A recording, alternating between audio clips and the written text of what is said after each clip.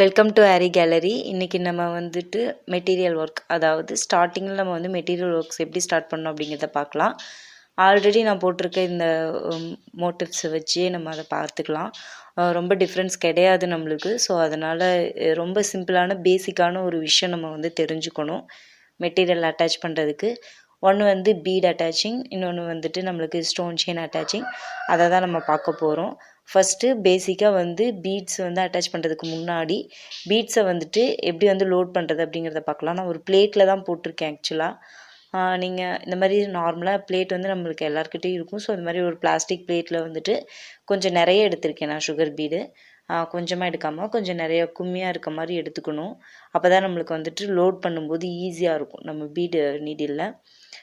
Same வந்து beat needle இப்போ வந்துட்டு நம்ம ஸ்லாண்டிங்காக தான் யூஸ் பண்ண போகிறோம். நம்ம வந்து ஸ்ட்ரைட்டாக யூஸ் பண்ணக்கூடாது. பீட் நீடில் ஸ்லாண்டிங்காக யூஸ் பண்ணோன்னா தான் நம்மளுக்கு வந்துட்டு ஈஸியாக லோட் ஆகும். ஸோ நம்ம வந்து இப்போ ஸ்லாண்டிங்காக நான் வந்துட்டு இந்த மாதிரி நார்மலாக பீடுக்குள்ளே விட்டு விட்டு மட்டும் சும்மா நம்ம எடுத்தோம்னாவே நம்மளுக்கு இந்த மாதிரி லோட் ஆகிடும். நம்ம வந்துட்டு ஒவ்வொன்றா எடுக்கிறதுக்கு பதிலாக நம்ம நிறைய துளிப் நீடில் யூஸ் பண்ணுற பிகினர்ஸ் வந்து ஒன்றா தான் எடுப்பாங்க. ஸோ அதை அவாய்ட் பண்ணுறதுக்கு தான் இந்த மாதிரி ஒரு மெத்தட். இந்த மாதிரி ஸ்ட்ரைட்டாக எடுத்தோன்னா நம்மளுக்கு வந்துட்டு கண்டிப்பாக லோடே ஆகாது. இந்த மாதிரி ஸ்ட்ரைட்டாக நீடில் வச்சா ரொம்ப மெதுவாகும். இதுவே ஸ்லாண்டிங்காக வச்சுட்டு க்ராஸாக நீங்கள் உள்ளே விட்டு லைட்டாக இது பண்ணிங்கன்னாவே உங்களுக்கு ஃபுல்லாக லோடாகி நிற்கும். ஒரு 2-3 இதுவே போதும். ஒரு 2-3 தடவை அந்த மாதிரி ஸ்லாண்டிங்காக இது பண்ணாவே நம்மளுக்கு ஃபுல்லாக லோட் ஆயிரும். மெதுவாக பார்த்தீங்கன்னா தெரியும். நம்ம வந்துட்டு பீட் ஃபுல்லாக லோட் ஆனதும் நம்ம ஃபிங்கர் வச்சு அழுத்தி கொடுத்துக்கணும், அவ்வளோதான். இதுதான் உங்களுக்கு நான் ஸ்லோவாகவும் காட்டியிருக்கேன். சேம் தான், மறுபடியும் என்ன பாருங்கள். சேம் அதே ப்ராசஸ் தான். திரும்ப திரும்ப மெதுவாக பண்ணி லைட்டாக அழுத்தம் கொடுத்து பீடை பிடிச்சிக்கணும், அவ்வளோதான். ஸோ அவ்வளோதான். பீட் வந்து ஃபில் பண்ணுறதுக்கான பேஸ் வந்து இதுதான். அது நிறைய பேருக்கு தெரியாது. ஸோ அதனால் சொன்னேன். நம்ம வந்துட்டு நெக்ஸ்ட்டு வந்து எப்படி வந்து அட்டாச் பண்ணுறது அப்படிங்கிறத பார்க்கலாம். ஃபஸ்ட்டு வந்து நான் யூஸ் பண்ண போகிறது வந்துட்டு நம்ம கோல்டு கலரில், அதாவது அந்த பீட் ஸ்டோன் செயின் கலர்லேயே த்ரெட் எடுத்திருக்கேன். ஸ்விங் த்ரெட் தான், நார்மல் ஸ்விங் த்ரெட்டு தான் நம்ம வந்து அட்டாச் பண்ணுறதுக்கு யூஸ் பண்ணுவோம். இல்லைன்னா நம்ம கிளாத் கலர் எடுத்துக்கலாம், நம்மளுடைய ஆப்ஷன்ஸ் தான். பட் ஸ்டோன் செயின் அட்டாச் பண்ணுறதுக்கு கிளாத் கலர் எடுக்காதீங்க. இப்போ நம்ம இந்த லைன்ஸ் போட்டிருக்கோம் இல்லையா, நம்ம பிரான்ச்சஸ் மாதிரி இருக்குல்ல, அந்த பிரான்ச்சஸ்க்கு தான் வந்துட்டு நம்ம யூஸ் பண்ண போகிறோம். ஸ்டோன் செயின் ஃபஸ்ட்டு அட்டாச் பண்ணுறது எப்படிங்கிறத பார்த்துக்கலாம். இதுக்கு கொஞ்சம் பெரிய சைஸு, அதாவது நான் வந்து இந்த டுட்டோரியலுக்கு இந்த ஸ்டோன் செயின் எடுக்கலை, உங்களுக்கு காட்டுறதுக்காக எடுத்திருக்கேன். இருக்கிறதுலே ரொம்ப சின்னது வந்துட்டு இதுதான். நம்ம வந்து நம்பர் 18 இது ரொம்ப சின்னதாக இருக்கும். ஆக்சுவலாக வந்து ஒயிட்டில் வந்துட்டு நான் 18 யூஸ் பண்ணல. ஸோ அதனால் கலரில் காமிச்சேன் உங்களுக்கு. இது அதை விட கொஞ்சம் பெரிய சைஸு. ஆக்சுவலாக இதுக்கும் இந்த 18க்கும் இது ஒரு 20 ஆர் 22 இருக்கலாம்.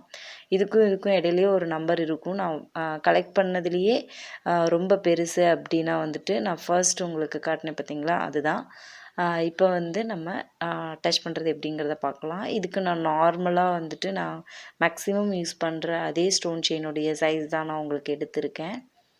இப்போ வந்துட்டு அந்த ஷேப்புக்கு ஏற்ற மாதிரி அந்த சைஸில் வச்சுட்டு நம்ம கொஞ்சம் கட் பண்ணிக்கலாம்.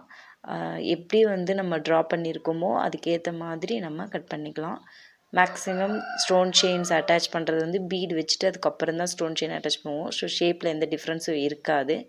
பட் இது வந்து நம்ம ஃபஸ்ட்டு ஸ்டோன் செயின் அட்டாச் பண்ணிவிட்டு அதுக்கப்புறம் தான் பீடு அட்டாச் பண்ண போகிறோம். ஸோ அதனால் அந்த ஷேப் வர்றதில் ரொம்ப டிஃப்ரெண்ட்டாக இருக்கும், டிஃபிகல்ட்டாகவும் இருக்கும். ஸோ நம்ம அந்த ஷேப்புக்கு ஏற்ற மாதிரி கட் பண்ணி எடுத்துகிட்டு அதுக்கப்புறமா தான் நம்ம இப்போ அட்டாச் பண்ண போகிறோம். சேம் எல்லா பிரான்ச்சஸ்க்கும் தேவையான அளவுக்கு நம்ம அட்டாச் பண்ணி எடுத்துக்கலாம், கட் பண்ணி எடுத்துக்கலாம். எந்த அளவுக்கு வருதுன்னு பார்த்துட்டு அந்த அளவுக்கு கட் பண்ணிக்கலாம். கட் பண்ணியாச்சு. இப்போ வந்து இது ரெண்டையும் நம்ம தனியாக வச்சுட்டு ஃபஸ்ட்டு இந்த பெருசாக இருக்கிறத நம்ம அட்டாச் பண்ணிக்கலாம். எப்போயுமே ஸ்டோன் செயின் அட்டாச் பண்ணுறதுக்கு நான் சொன்ன மாதிரி சேம் கோல்டன் கலர் இதுதான் யூஸ் பண்ணுவோம்.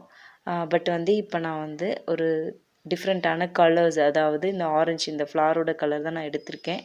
இதை அட்டாச் பண்ணுறதுக்கு நம்பர் 23 எடுத்திருக்கேன். நம்ம நீடில் நம்பர் 23. பிகாஸ் நம்ம பீட் நீடில் யூஸ் பண்ண முடியாது.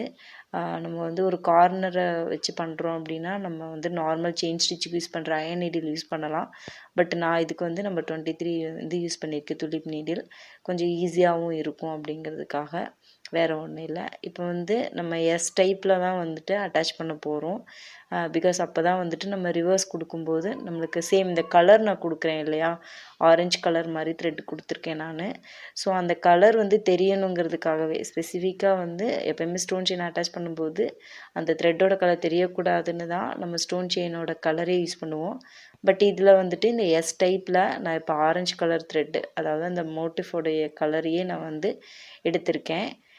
பிகாஸ் நம்ம வந்து திருப்பி மறுபடியும் இதே டைப்பில் எஸ் டைப்லேயே திருப்பி கொண்டுட்டு வருவோம் ரிவர்ஸில். ஸோ அப்போ என்ன ஆகும்னா நம்ம ஸ்டோன் செயினுக்கு இடையில ஃபுல்லாகவே இந்த ஆரஞ்சு கலர் த்ரெட் தெரியும். அதுக்கான ஒரு சின்ன விஷயந்தான்.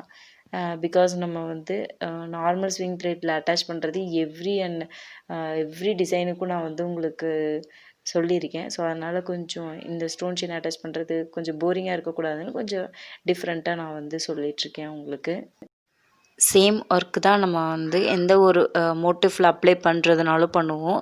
ஸோ எந்த டிஃப்ரென்ஸும் இல்லை. ஸோ அதனால் நான் இதை மோட்டிஃபில் போடுறத விட இந்த மாதிரி கொடி டிசைன் மாதிரி போட்டுடலாம் அப்படின்னு தோணுச்சு ஆக்சுவலாக. அதனால தான் போட்டிருக்கேன். மோட்டிஃப்லேயும் நான் நிறைய இது மாதிரி போட்டிருக்கேன். ஸோ அதனால உங்களுக்கு அந்த டவுட்ஸ் இருந்துச்சுன்னா அங்கே செக் பண்ணிங்கன்னா தெரியும். சேம் டைம் வந்து நான் ஆல்ரெடி வந்து சொன்ன மாதிரி நான் வந்து இதுக்கு முன்னாடியே இந்த மாதிரி டிசைன்ஸ் அண்ட் டுட்டோரியல்ஸ் போட்டிருக்கேன். ஸோ ஸ்டோன் செயின் அட்டாச் பண்ணுறது, பீட் அட்டாச் பண்ணுறது நான் வந்து இன்னொரு பழைய வீடியோ ஒன்று இருக்குது. ஸோ அதை வந்து உங்களுக்கு கமெண்ட் பாக்ஸில் கொடுக்குறேன். ஸோ நீங்கள் அதையும் வந்துட்டு கிளிக் பண்ணி பாருங்கள், உங்களுடைய டவுட்ஸ் வந்து கிளியர் ஆகும். ஸோ சேம் எஸ் டைப்பில் வந்துட்டு போட்டாச்சு. நம்ம வந்து ஒன் சைடு ஃபுல்லாக போட்டோம், இன்னொரு சைடு வந்து சேம் இதே மாதிரி திருப்பி நம்ம அகெயின் வந்து கண்டினியூ பண்ண போகிறோம். நான் வந்து ஒரு 1 இன்ச்சுக்கு மட்டும் காமிச்சிட்டு அப்படியே விட்டுறலான்னு இல்லாமல் ஃபுல்லாகவே நான் உங்களுக்கு போட்டுட்ருக்கேன். இந்த எஸ் டைப்பை வந்து திருப்பி நம்ம போட போகிறோம். சேம் இதே மாதிரி தான், வேறு எந்த டிஃப்ரெண்ட்டான ஸ்டிச்சஸும் இல்லை. கலர் யூஸ் பண்ணாமல் இந்த மாதிரி த்ரெட்லேயும் ஸ்விங் த்ரெட்லேயும் யூஸ் பண்ணலாம். பட் கலரில் யூஸ் பண்ணுறதுனால இப்போ எஸ் டைப்பில் போட்டு திருப்பி கொண்டுட்டு போகும்போது நம்மளுக்கு அந்த கலர்ஃபுல்லாக இருக்குது. அந்த மெட்டீரியல் ஒர்க்குக்கு இடையிலேயே வந்துட்டு கலர்ஃபுல்லாக இருக்குது. நான் ஆல்ரெடி சொன்ன மாதிரி நார்மலாக நம்ம வந்துட்டு ஒரு லைனில் யூஸ் பண்ணுறோம் அப்படின்னா அது நம்ம எஸ் டைப்பில் மட்டும் போட்டு அட்டாச் பண்ணிக்கலாம், ஒன்றும் பிரச்சனை கிடையாது. பட் வந்து ஒன் சைடு மட்டும் தெரிகிற மாதிரி இருக்கும். ஸோ அது தெரியாமல் இருக்கணுன்றதுக்காக தான் நம்ம நார்மல் ஸ்விங் த்ரெட் யூஸ் பண்ணுறோம். அதுவும் சேம் கலர் அந்த கோல்டன் கலரில் யூஸ் பண்ணுறோம். இல்லை நம்மளுக்கு அது வந்து டிஃப்ரெண்ட்டாக தெரியணும், அந்த ஸ்டோனுக்கு இடையில வந்துட்டு நம்மளுக்கு அந்த கலர் தெரியணும், அதவே ஒரு டிசைனாக நீங்கள் பண்ணுறீங்க அப்படின்னா மட்டும் இந்த மாதிரி டபுள் சைடு வர்ற மாதிரிக்கு போடலாம். இல்லைன்னா அது வந்து நெசசரியே கிடையாது. ஸோ நீங்கள் அது மாதிரி ட்ரை பண்ணிக்கோங்க. ஸோ சேம் அதே மாதிரி தான் நான் ஆல்ரெடி சொன்ன மாதிரி எஸ் டைப்பில் போட்டுட்டு திருப்பி சென்ட்ரலில் எடுத்துகிட்டு வந்து மறுபடியும் அந்த அந்த ஸ்டோன் செயினுக்கு சென்ட்ரலில் நம்ம வந்துட்டு நம்ம செயினை எடுத்துக்கணும். மறுபடியும் சென்டர் க்ராஸ் பண்ணி மறுபடியும் இன்னொரு செயின், மறுபடியும் சென்டர் க்ராஸ் பண்ணி இன்னொரு செயின். எல்லாத்துலேயுமே நம்ம செயின் லாக் போட்டுகிட்டே இருக்கோம். எண்டு நாட்டு கிடையாது, நம்ம செயின் லாக் சொல்லுவோம் இல்லையா, அந்த மாதிரி செயின் லாக் போட்டுட்டு அப்படியே எடுத்துகிட்டு போய்க்கலாம். லாஸ்ட் வரைக்கும் சேம் ஒர்க் அதே தான். ஸோ சேம் ஃபுல்லாக நான் வந்து உங்களுக்கு இது ஒரு சைடே ஃபுல்லாக இப்போ பார்த்தீங்கன்னா தெரியும், நம்மளுக்கு அந்த கர்வ்ஸ் கரெக்டாக வந்திருக்கும், நம்மளுக்கு அந்த டிஃப்ரெண்ட் தெரியும் உங்களுக்கு. ஸோ இதை ஃபுல்லாக முடிச்சாச்சு. இதுக்கப்புறம் நம்ம அந்த க்ராஸ் பண்ணி விட்டுட்டு அதுக்கப்புறமா தான் அதை நம்ம கம்ப்ளீட் பண்ணணும். இப்போ நாட் போட்டு முடிச்சுக்கலாம். ஸோ ஃபுல்லாக கம்ப்ளீட் பண்ணிட்டோம். ஆல்ரெடி சொன்ன மாதிரி நாட் போட்டு முடிச்சாச்சு.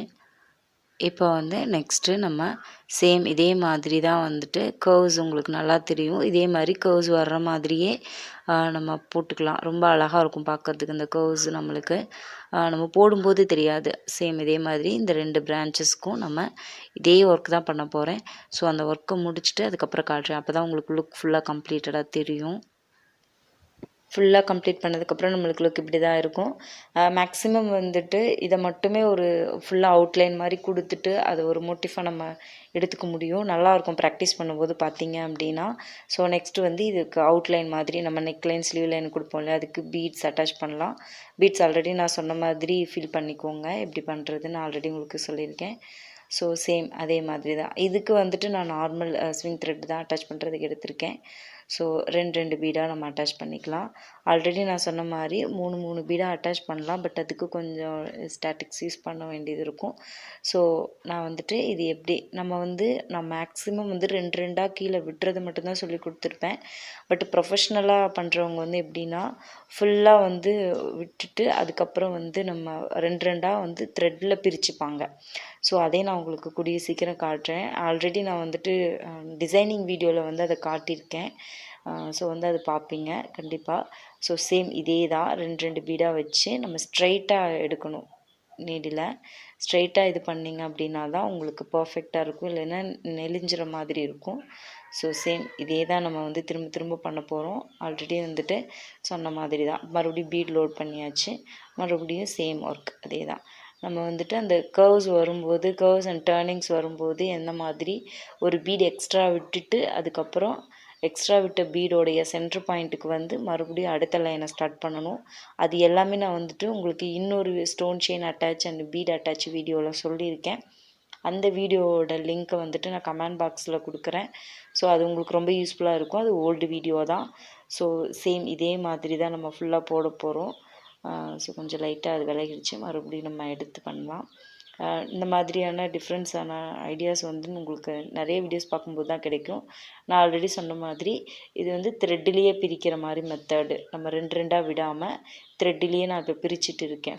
பீடை ஃபுல்லாக கீழே விட்டுட்டு எடுக்கும்போது 2 பீடுக்கு இடையில நீடில் விட்டு அந்த த்ரெட்டை எடுக்கிற ஐடியா தான் இது. இதை வந்து ஃபாஸ்ட்டாக பண்ணிங்க அப்படின்னா ப்ரொஃபஷ்னலாக அது ரொம்ப ஸ்பீட் கொடுக்கும். ஸோ அந்த மாதிரியும் நீங்கள் ட்ரை பண்ணிக்கோங்க. பட் வந்து ஃபஸ்ட்டு பழகுறீங்க அப்படின்னா 2 கொடுத்து பழகுங்க. அதுக்கப்புறமா நீங்கள் அந்த ப்ரொஃபஷ்னலாக பழகிறதுக்கு ட்ரெயின் அப் ஆகிக்கலாம். மேக்ஸிமம் அப்படி பண்ணோம் அப்படின்னா நம்மளுக்கு ரொம்ப ஸ்பீட் கிடைக்கும். அது நம்ம நல்லா ப்ராக்டிஸ் பண்ணிட்டோம்னா நம்மளுக்கு நல்ல ஸ்பீட் கிடைக்கும். ஸோ இந்த டேர்ன்ஸ் ஆல்ரெடி நான் சொன்ன மாதிரி இந்த இடத்துல நம்ம நாட் போட்டு முடிச்சுட்டு தான் அடுத்த டேர்ன்ஸை எடுக்கிற மாதிரி இருக்கும். ஸோ இதை வந்து நாட் போட்டு முடிச்சுட்டு அடுத்த டேர்ன் எடுத்துக்கலாம். ஸோ நாட் போட்டு முடிக்கிறது உங்களுக்கு ஆல்ரெடி தெரியும்னு நினைக்கிறேன். நாட் போட்டு முடித்தாச்சு. இப்போ சேம் இதே மாதிரி தான் இது ஃபுல்லாகவே நான் கொடுக்க போகிறேன் அவுட்லைன் மாதிரி. ஸோ ரெகுலராக வந்துட்டு இதேவே ரிப்பீட் பண்ண வேணாம். ஸோ இதை முடிச்சுட்டு காட்டுறேன். ஃபுல்லாக முடித்ததுக்கப்புறம் நம்மளுக்கு லுக் இப்படி தான் இருக்கும். ஸோ இதுக்கான அசைன்மெண்ட்ஸ் வந்து நான் ஆல்ரெடி வந்து கொடுத்துருக்கேன். அது ஒரு மேங்கோ மோட்டிஃப் அந்த மாதிரி கொஞ்சம் டிஃப்ரெண்ட்டாக கொடுத்துருக்கேன். நீங்களும் அதே மாதிரி ட்ரை பண்ணுங்கள். என்ன டவுட்னாலும் எனக்கு மெசேஜ் பண்ணுங்கள். கண்டிப்பாக நான் உங்களுக்கு கிளியர் பண்ணுறேன்.